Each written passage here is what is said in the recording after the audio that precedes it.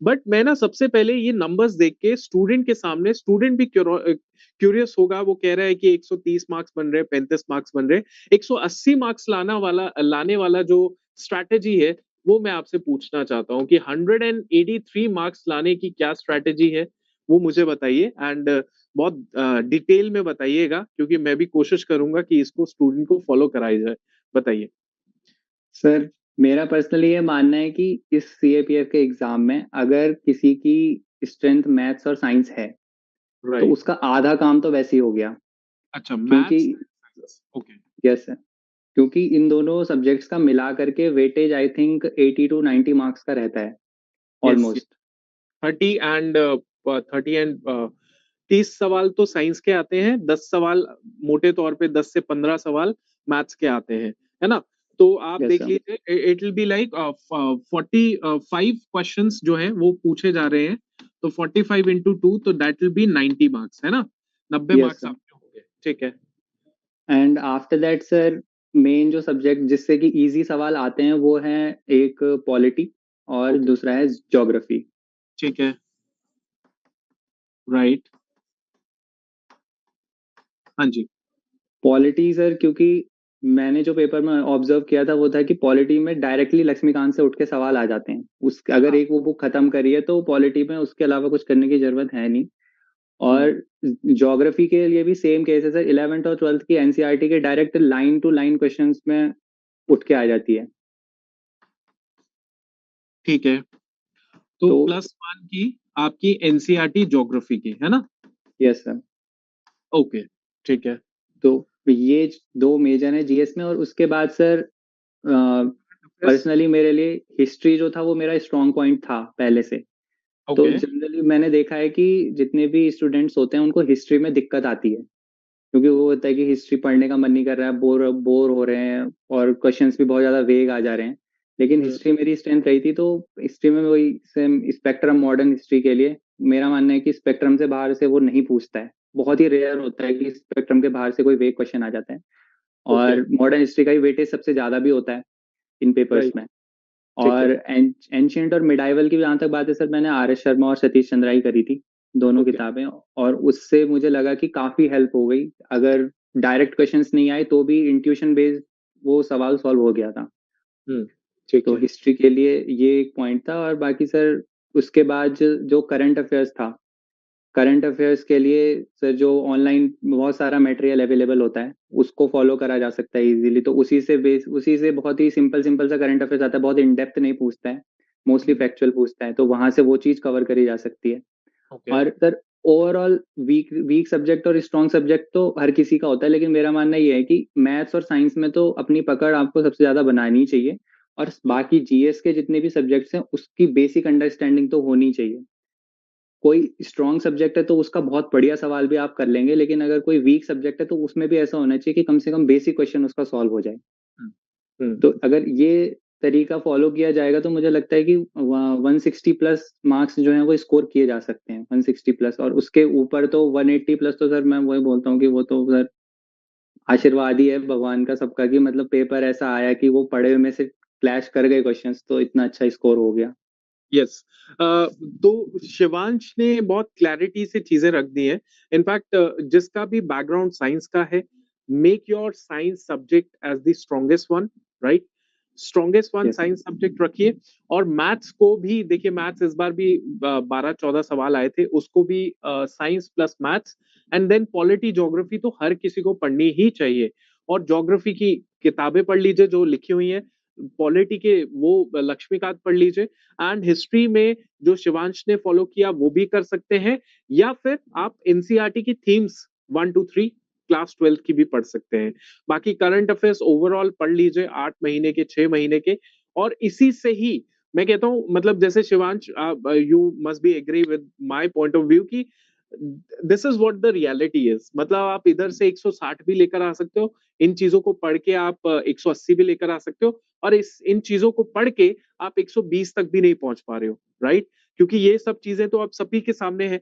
It is what it is all about कि किस तरीके से आप पढ़ाई कर रहे हो। मान लीजिए आपने लक्ष्मीकांत एक बार पढ़ी या 2 बार पढ़ी, तो मुझे नहीं लगता कि यूपीएससी सीएपीएफ के पेपर के अंदर आप पॉलिटी के प्रॉपर सवाल सॉल्व कर पाएंगे। तो मेक यस श्योर कि ये जो किताबें हैं ये आप मल्टीपल टाइम्स पढ़ो, जितनी मैक्सिमम टाइम आप रिवाइज कर सकते हो उतनी मैक्सिमम टाइम आप रिवाइज कीजिए। और यस सर। शिवांश भी इसी तरीके से ही फॉलो किया होगा, तभी जाके इतने मार्क्स आए हैं। सो इन्होंने काफी टाइम पहले से शुरू कर दिया है तैयारी करना, बट इन्होंने अपने आप को बहुत ही ज्यादा गेयर अप कर लिया फॉर 2022 के अटेम्प्ट में। नहीं तो पहले ही आपने शुरू कर दिया था कि यार मैं ज्योग्राफी पढ़ लेता हूँ, मैं हिस्ट्री पढ़ लेता हूँ, है ना। तो इस यस सर। तरीके यस से सर। ये चीजें फॉलो हो सकती हैं। स्टूडेंट्स, आप सभी ने देखा कि कैसे शिवांश ने अपनी स्ट्रैटेजी के बारे में बताया और कैसे उसने ये बोला कि भाई मेरे 183 मार्क्स आए हैं because of following this strategy.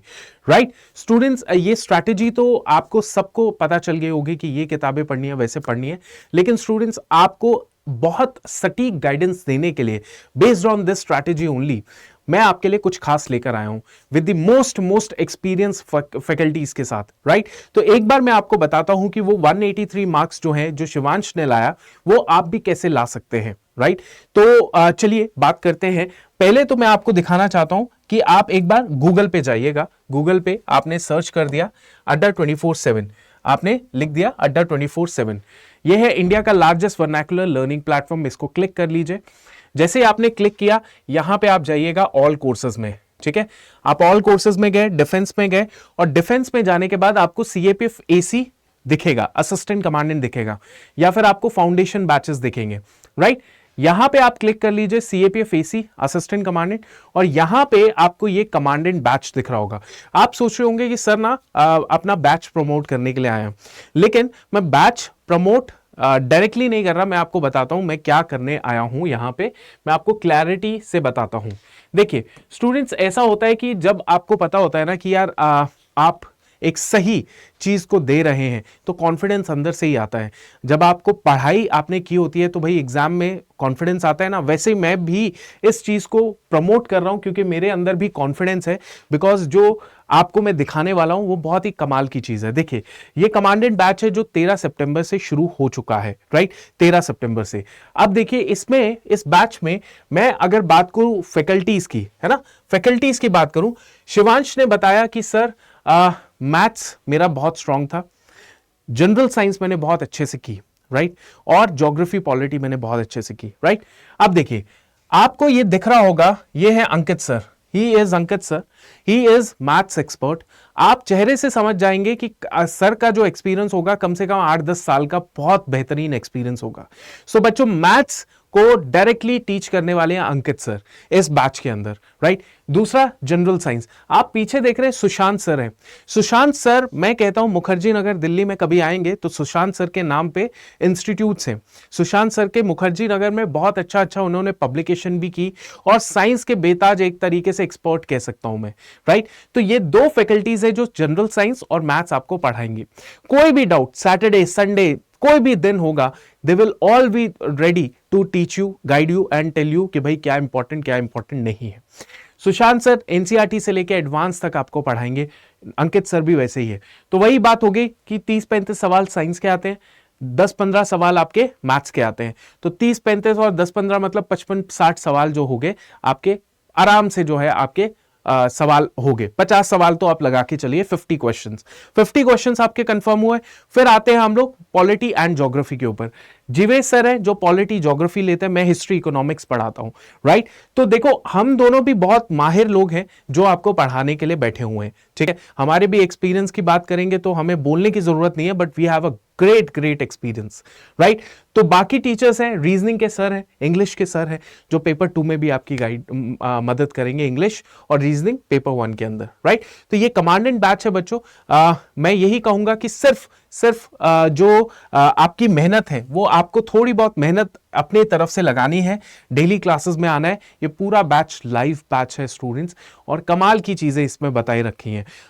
Daily classes होंगी और लाइव क्लासेस होंगी, टाइम टेबल सब कुछ क्लियर है। देखिए ये 13 सितंबर से शुरू हो रहा है 7 बजे सुबह, मतलब डिपेंडिंग ऑन की क्लासेस कौन कौन सी हैं। यहां पे आपको सारी की सारी क्या मिलती हैं, 250+ घंटे की लाइव क्लासेस पेपर 1 की, 80+ घंटे की पेपर 2 की लाइव क्लासेस बैचेस। मैं बताना चाहता हूँ पेपर 2 लास्ट ईयर मैंने करवाया था, बाकी फैकल्टीज ने भी करवाया था, और मैंने तो आपको प्रूफ भी दिखाया होगा, आप मेरी वीडियो देखिएगा नीचे करके, तो वहां पे मैंने दिखाया है कि पेपर 2 में से कैसे कैसे मेरे सवाल पूछे गए थे जो पेड में पढ़ाए थे। 100 topic wise subject wise practice sets भी हैं यहाँ पे, रिकॉर्डेड वीडियोस आपको 24 घंटे मिलेंगी, एनसीईआरटी पे फोकस है, और 4 फुल मॉक टेस्ट भी है जो कि आगे आगे ऐड होते जाएंगे बच्चों, क्योंकि यार हम और भी बहुत सारे बैचेस बनाते रहते हैं, जो कि जैसे for example MCQ booster batch, score booster batch, इस तरीके से बैचेस जिसमें आपको ये एक्सेस मिलेगा। अब आप बोलेंगे सर बैच का प्राइस कितना है? सर बैच का प्राइस 13-14 हज़ार होगा, 15-20 हज़ार होगा, 25-30 हज़ार होगा। सर यही प्राइजेस जो हैं हम लोग सुनते रहते हैं बाहर। बच्चों इस बैच का प्राइस इतना भी नहीं है। इस बैच में आपने बाय नाउ करना है, और ये मेरा कोड है Y588। ये कोड आप मेरा लगा लीजिएगा, क्योंकि हम लोग मैं आपको मेक श्योर करूंगा कि हम लोग व्हाट्सएप ग्रुप बनाएंगे, जो भी क्वेरीज कोई भी डाउट होंगे वो हम लोग को सॉल्व करेंगे, एंड टिल एंड तक आपके साथ जुड़े रहेंगे। तो आप अप्लाई कर देंगे, अप्लाई करेंगे तो 2760 रुपए का ये कोर्स पड़ेगा। वैसे ये 3000 का था, अब 2760 का हो गया, और ज्यादा डिस्काउंट पड़ने पे इतने का कोर्स हो गया। तो बच्चों ऐसा है कि बैच ले लीजिए अगर आपको लगता है कि जी तैयारी तो करनी है, कहीं बाहर जाना नहीं, कहीं दूर नहीं जाना, कहीं कहीं दिल्ली जाने की जरूरत नहीं है, कहीं कहीं पर जाने की जरूरत नहीं है। आप सिंपल इस बैच को लीजिए, अपनी लाइब्रेरी ज्वाइन कीजिए, अपने घर पे बैठिए और आराम से तैयारी कीजिए अपनी जीत की। ठीक है, सो बच्चों आई होप आपको ये सेशन पसंद आया हो, और मेक श्योर कीजिए अड्डा 24/7 की एप्लीकेशन डाउनलोड कर लो, और फिर जो है इस बैच को खरीद लो Y588 कोड लगा के, Y588 कोड लगा के, मेरा कोड है, इसको लगा के आप खरीद सकते हैं। Thank you so much, and I hope आपको क्लैरिटी मिली हो कि भाई 180 स्कोर भी किया जा सकता है, 190 भी किया जा सकता है, और 150 भी किया जा सकता है, राइट? तो बस स्ट्रैटेजी वही आपने अपनानी है, बस ये देखना है कि कौन सा कैसे कैसे चीजें पढ़नी है। किताबें सबके पास सेम है, समझ भी सबको सेम ही आया, लेकिन कैसे उसको एग्जीक्यूट करना है, that is where the guidance is required. ठीक है, तो thank you so much, and Jai Hind students.